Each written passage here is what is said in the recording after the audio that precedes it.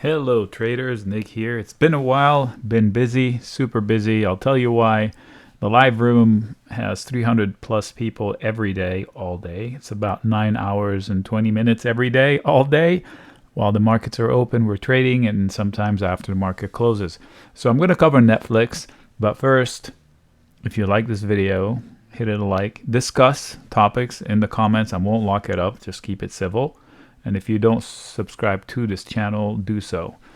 So I rebranded it as Simple Stocks.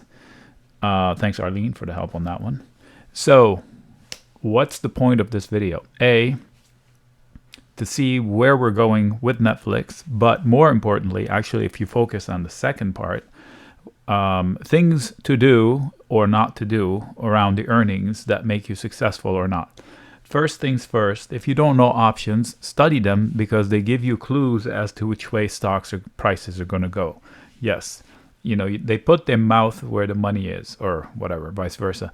So market makers lay the bets because we, the retail, lay the bets. So when you go buy something, you buy it from a market maker. So their money is on the line. So those are the clues we're picking up on. And I'll share with you the clues, the bets, and the price action based on Netflix today, and then we'll zoom out and look at Netflix in general. So let's start with the clues. Before the market closed, somewhere in the middle of my day, this was my note to my people, and I said, based on the options data, not the charts, this is based on the options data, I saw support into 230 and 228. Look at where it bounced. That's 228 right there. And also the data suggests to buy the dip, especially if it comes into 215, even after hours. So if somebody took this note and saw the dip happen immediately and they were fast enough, they just made, what is that, $50 per share? All right, so this is information that I picked out, not from the chart, from the data in the options. What is the data in the options? Oh, by the way, and this was my recommendation, a call calendar. That's an upside move bet. Even though Hunch said down, I looked at the data disagreed, so I changed my mind.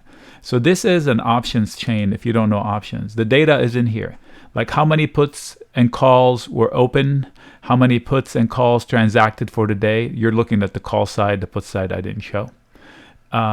So you said I bought a call. No, I didn't. Why not? The implied volatility, that's the other thing what not to do. So the first hint, go study the options. Have a plan. The plan is to do whatever you thought it would do.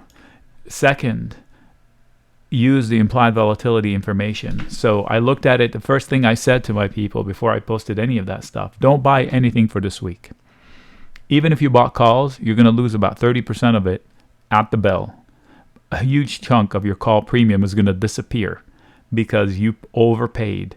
Anything on this options chain, puts and calls, for this week, for today, was priced at 170 implied volatility.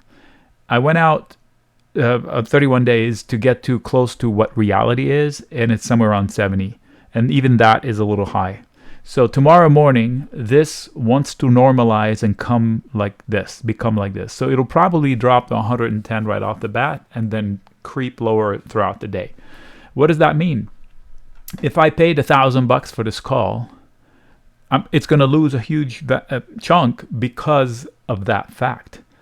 Of course, you're going to make money off of the rally, but you would have made a lot more money off of ones out here. So what did I do? I bought one here and sold one here higher. So it will make money tomorrow because the one I sold at a huge premium. So the person that bought it from me is going to suffer that extra loss in the morning. And I bought one that won't have that effect.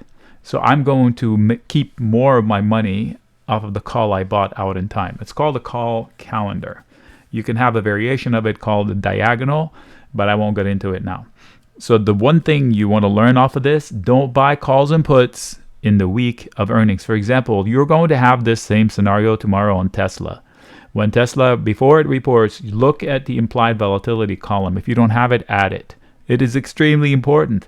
If you go to buy shoes, do you just buy off the shelf or do you shop? Is this a good bargain? No, let me see if I can buy that same shoe a week later for 40% less.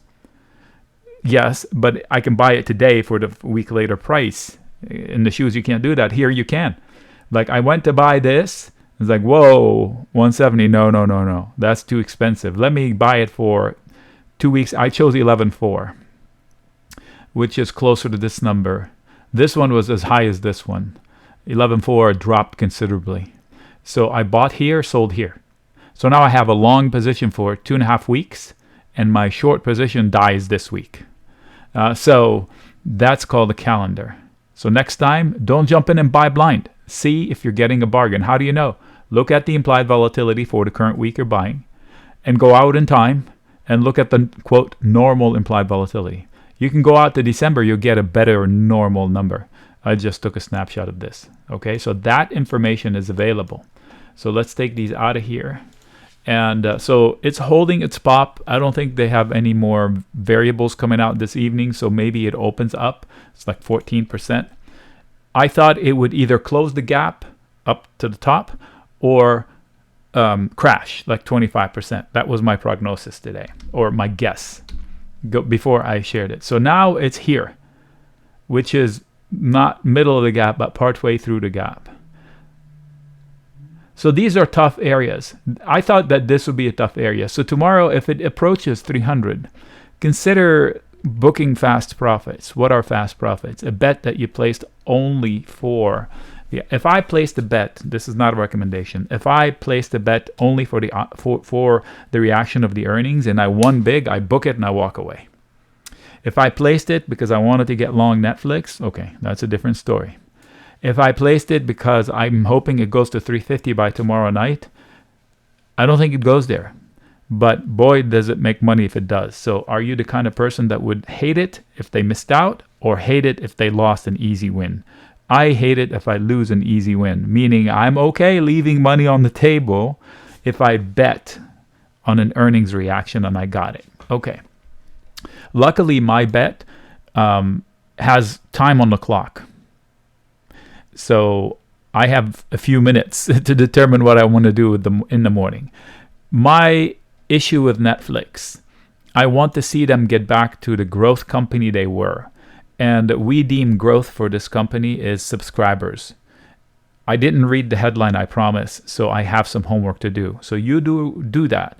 And if you see that they're actually gone back to growing subscribers, that's a good thing. If they're not, then this is a relief pop that the quarter was not crappy. That's my estimate without reading the headline. So, great rally. If I'm stuck long and this gets me out whole, I would get out and reset my trade to where it is not going to be trapped again. So if I bought calls and this gets my calls back alive, and I was red and now I'm not, I will book that and re-engage differently, like with a credit put spread, a sold put, a debit call spread out in time, something. I would fix that. Let me see if I can get lucky. Subscriber. Okay, so forecast. The forecast was scary a couple of earnings ago. He basically said, oh, we're going to suck for a long time. That's what he basically said. Maybe this one will tell us. Suggested the worst of its slowdown is behind it. That's what I want to hear. Him going back to being confident that he can swing back into growing his subscriber base. Reed Hastings. Is he still the CEO? I'm thinking.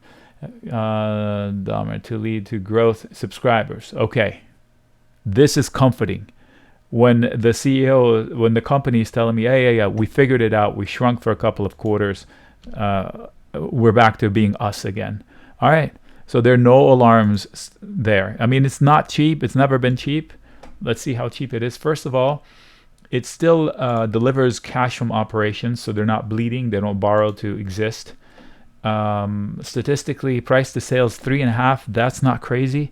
And you know what? This is cheaper than Apple. So it PE on a PE basis.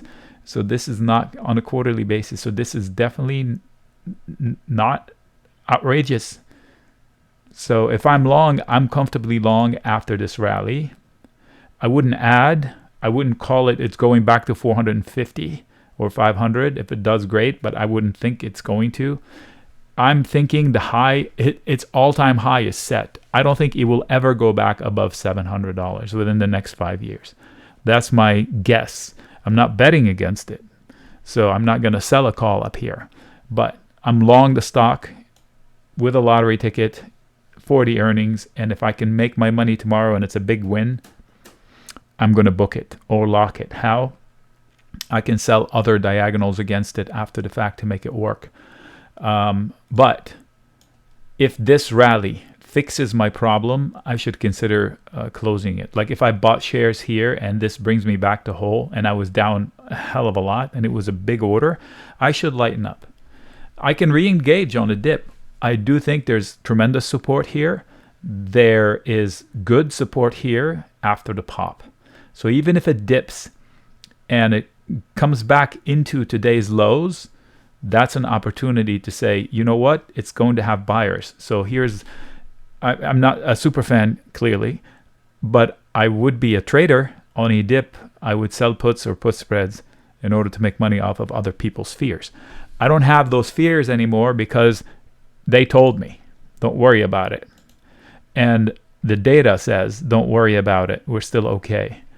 And the chart says, don't worry about it. And then again, I'll go into the options tomorrow to see if the data in the options also says that. So now I'm buttoned up from all angles. The message, the facts from the P&Ls, and the facts from the market makers, and the facts from the charts. There's no weak point. If the market's correct, yes, this one will correct. If it loses this level, it comes down to the double digits, but that's not my forecast. All right, so this is Netflix from A to Z. And a lesson, hopefully you listened in the beginning, telling us how to deal with earnings next time, starting with Tesla tomorrow.